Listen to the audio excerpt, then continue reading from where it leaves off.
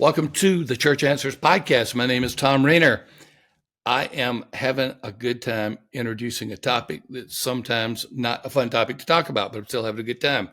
It's what my generation has done to the church, baby boomers.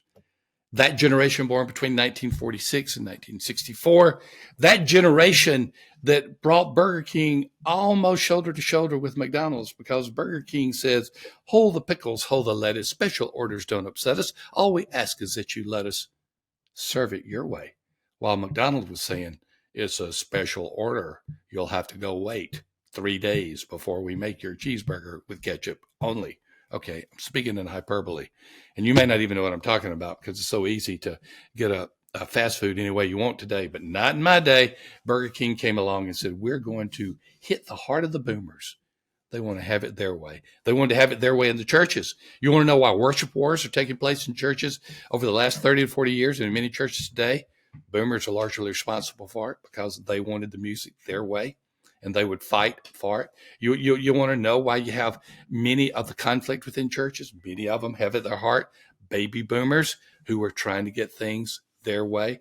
We're going to talk about the baby boomers, but this time we're going to focus upon the whole issue of transfer growth. Now, here's what's going to be fun. As we talk about this issue of transfer growth, we're then going to segue into a 3-part series on transfer growth. And that'll happen next week or the next time you see the downloads come, because we do 3 every week.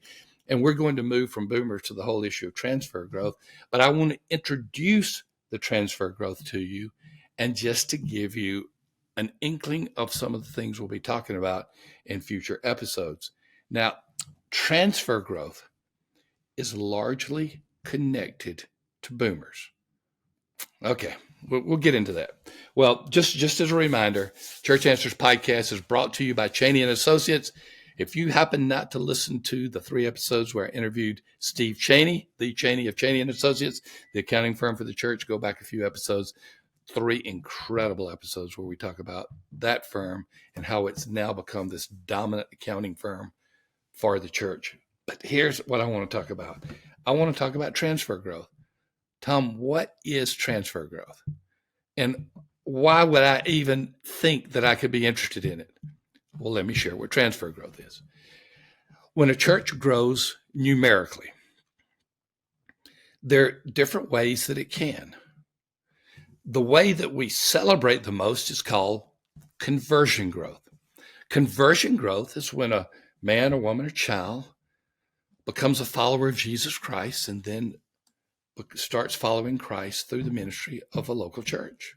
Conversion growth is someone accepting Christ and following up with obedience to Christ and becoming active in a church. Conversion growth used to be the only kind of growth that was talked about until the baby boomers came along. And when the baby boomers came along, well, another kind of growth to talk about. Let me talk about another growth, biological growth. Biological growth is when someone has a child and that child is born into the church. Obviously, that baby, that new child, increases the number of people in the church.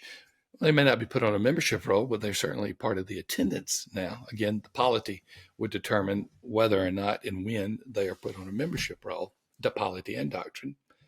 And so that's biological growth. Their transfer growth, Sam Rainer breaks transfer growth into two areas. I'm just going to put it in one for simplicity. I would urge you to go read some of Sam's information on the types of growth, fascinating research that he has done. But transfer growth in its simplest form is someone who is a Christian moving from one church to another. Sam divides it into people who are new to the community, and they obviously it's a healthy thing for them to look for a church home. And then he then talks about people who are moving within the community from church to church, affectionately known as church hoppers. That really is where I'm going to focus on transfer growth, though I will just keep it at one category. But the type of transfer growth that I am going to be talking about is primarily those who would move from one church to another within the community. Many times pastors, when they would see this phenomenon, they'd say, all right, who's the hot church now? Where's the hot church? Because there would be a wave of people that would go to that church because it's the church of what's happening now. And they would go over to that church and they would transfer, some of them officially transfer their membership, and they would move to that church until they didn't like what that church was doing. And then the wave would move to another church. I've seen it move like a pig and a python through a community where it's just this bulge going from one church to another. Well, here's the reality. Many of these boomers who were transferring within the community, what were they doing? These boomers, my generation, the self-centered generation, the me generation, the what have you done for me lately generation, what were we doing? Well, we were looking for the church that could best suit our needs, our desires, our wants, our preferences. We were kind of like that Burger King commercial. We're going to find the church where we can have it our way. We want preaching this way. We want music this way. We want facilities this way. We want programming this way. And so transfer growth largely became a phenomenon of the baby boomer generation, who was the me generation, the self-centered generation. And we started counting transfer growth, and this is a sad reality because there wasn't a whole lot of other growth. Okay, there's a bit of that biological growth that was really dependent upon children being born. Again, that's just a biological count, a reality. And there was a little bit of conversion growth. That means we were reaching people with the gospel of Christ. But most of the growth in America for over a half a century, most of the growth in America by church has been people moving from one church to another, which means what? It's a washout. It didn't always show up in membership because sometimes people wouldn't wouldn't officially take their membership away from a church and move to another one, but the attendance was a washout. And one of the reasons that we have not seen much healthy growth in the American church for over half a century is because we started rewarding transfer growth. Now, I'm going to talk about that in a series coming up soon about this whole thing about transfer growth. We started rewarding it. We started celebrating that transfer growth was just as good as conversion growth. In other words, I almost said stole, I better be careful. If we willingly accepted members coming from another church just because they were coming to our church to see what's happening there, if they can get their needs met, in other words, the circulation of the saints that takes place in many communities, if we were really doing that, we were bringing people in the church that were there for the wrong reasons. They were there for the most part because they had a self-centered attitude. They didn't want to serve, they wanted to be served. They didn't want to give, they wanted to be given to. They didn't want to evangelize because that was not comfortable for them. And they didn't want to minister because they wanted to be ministered to. We started celebrating transfer growth because we didn't have a lot of other growth in churches to talk about. And if you don't think that's reality, I'm going to challenge you to come to my 3-part series that starts next week from this recording of 3.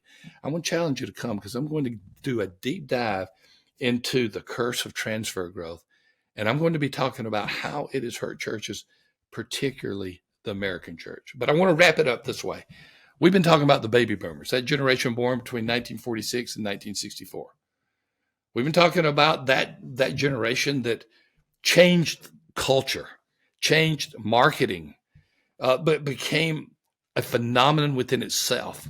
We've been talking about those 76 million who were born during 1946 and 1964.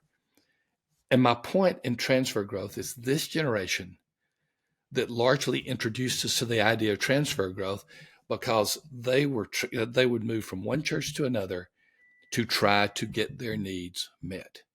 And here's the segue we're going to make. Now, after we've done this somewhat deep dive into the boomer generation, let's take a deep dive into transfer growth. And I'm going to be bold, if not a bit bodacious, and I'm going to call this the curse of transfer growth. And those will be the 3 episodes that we'll be looking at next week. And we'll talk more about the different types of growth as we begin to unpack it.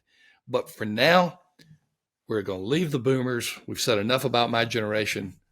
The generation has been talked about ad nauseum, and I'm ready to move on, even if it's my generation. Thank you, as always, for being a part of the Church Answers podcast. Thank you on YouTube we'd appreciate you subscribing, giving us a thumbs up for a like. And we thank you for being a part of the visual audience of Church Answers Podcast, but also for our original audience who are always on their app, their favorite podcasting app. Thank you for listening. I don't take you for granted. I'll get ready. Next week, we'll be talking about the curse of transfer growth as we continue to unpack all things important for the local church on the Church Answers Podcast. See you soon.